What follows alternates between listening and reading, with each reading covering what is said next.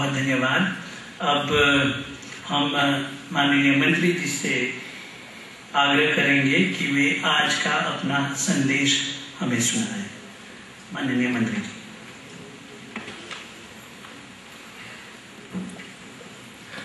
परम पूज्य स्वामी जी, आचार्यगण, स्वामीगण, भारत से आए हुए आचार्य कृष्णा भारद्वाज जी, यहाँ पर बैठे हुए प्रतिष्ठित गण, श्री द्वारका जी, श्रीमती द्वारका जी, श्री विजय मधु जी, भूतपूर्व मंत्री कांग्रेस के लिए जी, ह्यूमन सर्विस ट्रस्ट के प्रधान, आंध्र महासभा के प्रधान प्रोफेसर जागरेशन जी, तमिल स्पीकिंग यूनियन के चरण जी, विश्व हिंदू परिषद के गुरु जी गिरधारी जी, भारतीय उच्चायुक्त के मीमांसक जी श्री राजेंद्र अरुण जी, और भारत और इंग्लैंड से आए हुए हमारे मेहमान, माता बहनों, भाइयों और बच्चों। स्वामी जी के बारे में काफी बोल चुके हैं, लेकिन मैं भी सुंदर जी की तरह थोड़ी सी मैं पीछे जा रहा हूं कि किस तरह से स्वामी जी का योगदान रहा है। जो लोग बैठे होंगे जवान, ये भी सोच रहे होंगे कि क्या बोल रहे हैं ये लोग, क्योंकि उन लोगों को शायद मालूम नहीं कि हमारे देश के इतिहास में ये हमारे धर्म गुरुओं का भूमिका क्या रहा है। सबसे पहले तो हम सभी जानते हैं किस परिस्थिति में हम भारत से देश में आए थे, गुलाम बनकर हम कितने सालों तक यहाँ पर रहे थे। और बहुत से इतिहासकार जब इतिहास भी लिखते हैं तो इस क्षेत्र को भूल जाते हैं कि हमारे देश में क्रांति लाने के लिए हिंदू संस्थाओं का क्या भूमिका रहा है। ये बहुत कम लोग लिखते हैं कि सबसे पहले मैं हमेशा तो ये कहता हूं कि अगर हम आज इज्जत के साथ जीते हैं, अगर आज हम बोल सकते हैं, अगर आज हम पढ़ लिख चुके हैं इस देश में, तो सबसे पहले श्रेय तो रामचरितमानस को जाता है। क्योंकि जो हमारे लोग ये देश में आए थे, भूखे नंगे रहते थे, पिटाई होती थी उन लोगों की, जूते खाते थे, कोरों की वर्षा होती थी, तो उस परिस्थिति में वे क्या करते थे? वे तो राम के शरणागत होकर जीते थे। राम, हमेशा कहता हूं कि लंका में तो एक रावण था, यहाँ तो अनेक रावण थे, और कितनी दुख संकट लोग झेलते थे, दुख सहते हुए। कुछ राम ही उन लोगों के लिए राम उनका सब कुछ बन चुका था, राम ही उनका लहर था, उनका सागर था, राम ही किश्ती किनारा बन चुका था, राम ही वह पुल था जिसको पार करके वे अपने लक्ष्य तक पहुंच चुके थे। जब रोते थे, गिड़गिड़ाते थे, उस समय रामायण के चौपाइयों को सुनकर बेसुध हो जाते थे, भाव विभोर होकर राम के अनुयायी बन जाते थे। और मैं कभी कभी सोचता हूँ, जब मैं छोटा था तो मेरे नाना जी कभी कभी बैठते थे, वे हमेशा कहा करते थे, और एक दो चौपाइयों उनसे मैं हमेशा सुनता था कि कलियुग केवल नाम यधारा, नाम ले तो तरही खो पारा। एक ही चीज है, नाम के द्वारा ही हम संपार कर सकते हैं। और मैं ये भी देखा अपने जीवन में, मेरे गांव में, देश में मैंने देखा कि जिन के घर में इस तरह का वातावरण था सांस्कृतिक और सामाजिक, उनके बच्चे बहुत प्रगति कर चुके।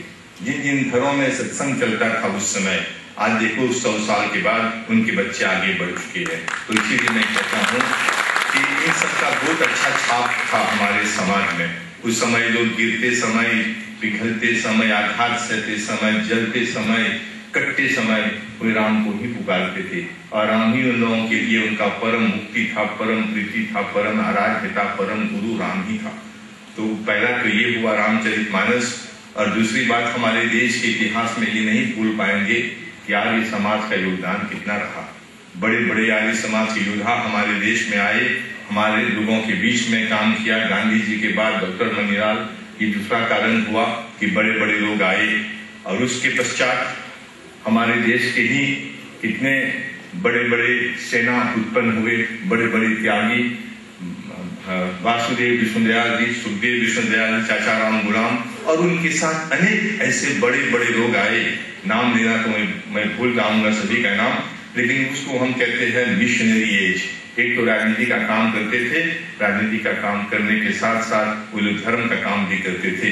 अभी हम मधु रामलाल जी को पुरस्कृत कर रहे थे, बस मुझे याद आ गया उनके पिताजी का।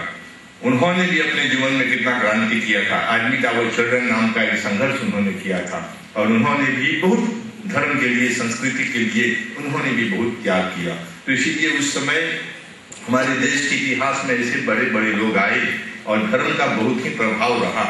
स्वामी पूर्णानंद जी को हम जानते हैं, उस समय छोटे थे हम लोग।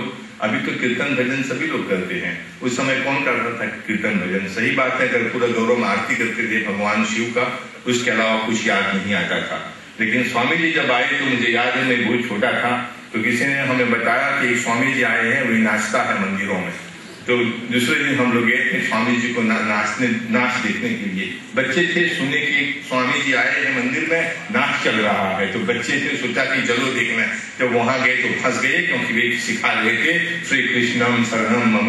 तब से बस शुरू हो गया हमारा झुकाव धर्म की ओर, संस्कृति की ओर और समाज की ओर। तो स्वामी जी का ये योगदान रहा कि उन्होंने भक्ति में इतना रस डाला कि कितने लोग इनसे मोहित हो चुके। और यहाँ तक चाचा रामगुलाम जी के जमाने में भी चाचा जी भी इनकी कथा सुनने आते थे। तो मैं सही कह रहा हूँ, स्वामी जी जानते हैं। और विजय जी है, तो कथाओं का आयोजन करता था। यह कथा का आयोजन तुमने किया था 76 में, मुझे याद है। स्वामी तुम्हारे घर पे स्वामी जी वहाँ कथा कर रहे थे, चाचा जी बैठकर कथा सुन रहे थे। और चाचा रामगुलाम जी ऐसे राजनीतिज्ञ थे, हमारे जैसे नहीं। हम कहीं जाते हैं, भागना चाहते हैं, जाते नहीं कि चलो 10 मिनट बोल दिया चले जाएं। चाचा जी जाते थे तो 2 घंटे बैठते थे, कथा सुनते थे। सुनने के बाद वे व्यास जी को जो कुछ देना है दान पुण्य करके तब चाचा रामगुलाम जी जाते थे। तो मेरा कहने का ये मतलब है कितना भावुक होते थे हमारे लोग, कितना हम लोग प्रोत्साहित होते थे कथाओं से। और देश के कोने कोने में स्वामी जी का दौरा हुआ और उन्होंने एक नया रस, एक नया ओरिएंटेशन उन्होंने भागवत कथाओं को दिया। पहले कथा में जाते थे हम लोग, माताएं जाएंगी, बस बैठ जाते हैं, सो जाते थे 2 घंटे के लिए। जब आरती होती थी तो पता चला कथा समाप्त हो गया, तो उठ जाते थे। इस तरह से बहुत कथाएं, मैं तो अभी तक मैं जाता हूँ, अभी तक मैं हमारे पंडितगण क्षमा करें मुझे, बहुत से जगहों में मैं जाता हूँ, 2 घंटे की कथा चलती है 8 से 10 तक। 8:15 तक तो कितने सोने लगते हैं बेचारे। अब 8 जो ही 10 बजने वाला है, जब आरती शुरू हुआ तो लोग उठ जाते थे। लेकिन स्वामी जी का ऐसा माहौल वे पैदा कर चुके थे कि कथा में कोई सो नहीं पाएगा, सबको जागना पड़ता था, बजाना पड़ता था, और वे वातावरण को वे बदल दिए थे। तो स्वामी जी का इतना योगदान हमारे देश के, हमारे धर्म में इतना स्वामी जी का योगदान रहा है कि उन्होंने एक जागृति पैदा की। मैं तो कहूँगा एक मानसिक भूकंप जैसा उन्होंने पैदा किया था, एक क्रांति उन्होंने पैदा किया था। हर मंदिरों में चारों तरफ गंगा तालाब जाते थे हम लोग तो इनके कीर्तन बजाते, गाते बजाते जाते थे, वापस लौटते थे तो गाते बजाते हम लोग वापस लौटते थे। तो इसलिए मैं कहता हूँ हमारे देश के इतिहास में सिर्फ राजनीति नहीं, हमारे देश के इतिहास में धर्म का भी बहुत बड़ा योगदान रहा है।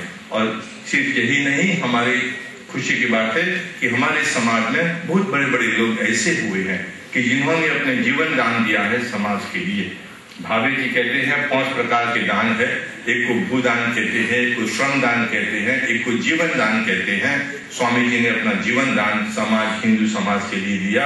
इसके लिए हम इनके प्रति आभारी हैं, इनके प्रति ऋणी हैं। हम आभार प्रकट करते हैं इनको कि उन्होंने बहुत कुछ किया। और स्वामी जी को कहते हैं आप हमारे बीच रहें और जहाँ तक हो सके लोगों को प्रोत्साहन करते रहें। स्वामी जी के अलावा स्वामी हमारे गुरु स्वामी कृष्णानंद जी महाराज। तो एक बात मुझे याद आ रहा है हमारे गुरु का, वे कहते थे कि the saddest part of life does not lie in the act of dying. The saddest part of life does not lie in the act of dying, but it lies in failing to live while we are alive. What matters in life are the lives that we have touched and the legacy we have left. We live for ourselves when we live for others. और ये भी कहते थे कि don't judge people by the size of their wallet and the content of their bank account. Judge them by the strength of character and by the size of their heart. हमें ये देखना है कि बड़ा कौन है, किसको हम बड़ा मानते हैं।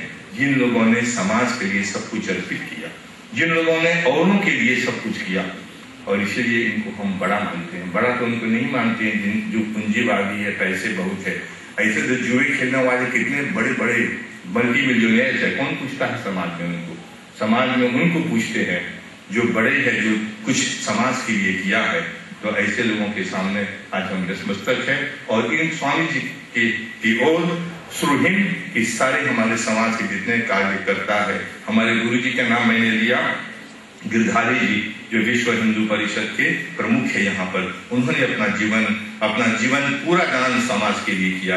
हमारे इंद्रदेव भोला जी यहाँ बैठे हुए हैं, 80 साल के हो चुके होंगे, लेकिन देखो अभी भी यहाँ पर, पहले साइकिल में हिंदी पढ़ाने जाते थे, अभी तक आप जाते हैं 80 साल के आयु में साइकिल पर जाता है गाँव हिंदी पढ़ाने के लिए। तो ऐसे लोगों के लिए इन लोगों को हमें पुरस्कृत करना है। ये हमारे समाज के माथे पर चंदन का टीका इन लोगों ने लगाया है। हमारे मुखिया गुरु जी बैठा है, सभी को तो देख नहीं पा रहा हूँ कि ऐसे बड़े बड़े लोग हैं जो हिंदी के लिए, समाज के लिए, धर्म संस्कृति के लिए बहुत कुछ किया है। कभी कभी ऐसा होता है हम भूल जाते हैं, पैसे के नशे में या पावर के नशे में भूल जाते हैं, लेकिन बैठते हैं तो याद आता है कि अगर आज हिंदी बोल सकते हैं और गर्व से छाती ऊंचा करके समाज में चल सकते हैं तो इन बड़े लोगों के कारण है। छोटे रह गए, लेकिन समाज के लिए कितना काम किया। तो ये अवसर है हमारे लिए और मैं विश्व हिंदू परिषद के जितने आयोजक करताएं हैं इन लोगों को धन्यवाद देता हूँ।